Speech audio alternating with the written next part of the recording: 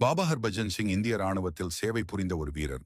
1946ஆம் ஆண்டு பஞ்சாபில் பிறந்த அவர் இந்திய ராணுவத்தின் பஞ்சாப் ரெஜிமெண்டில் சேவையை தொடங்கினார். 1968ஆம் ஆண்டு 22 வயதான ஹர்பஜன் சிங் சிக்கிம் மாநிலத்தின் நாதுலா கடப்பாறையில் தனது பணியில் ஈடுபட்டிருந்த போது ஒரு துரதிர்ஷ்டவசமான சம்பவத்தில் உயிரிழந்தார். பனிச்சரிவில் சிக்கி ஆற்றில் விழுந்து அவர் மாயமானார். அவரை தேடுவதற்காக ராணுவம் பல நாட்கள் முயன்றும் உடலை கண்டுபிடிக்க முடியவில்லை. இருப்பினும் அவரது உயிர் நீத்த பின்பும் அவரது ஆன்மா அந்த பகுதியை விட்டு செல்லவில்லை என்பதாக ஒரு நம்பிக்கை உருவானது.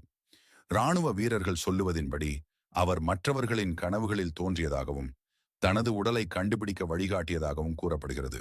அவரது உடல் பின்னர் கண்டுபிடிக்கப்பட்டதும் மரியாதையுடன் தகனம் செய்யப்பட்டதும் அவரது ஆன்மா இன்னும் அந்த எல்லை பகுதிகளை பாதுகாக்கிறது என்ற நம்பிக்கை ஏற்பட்டது.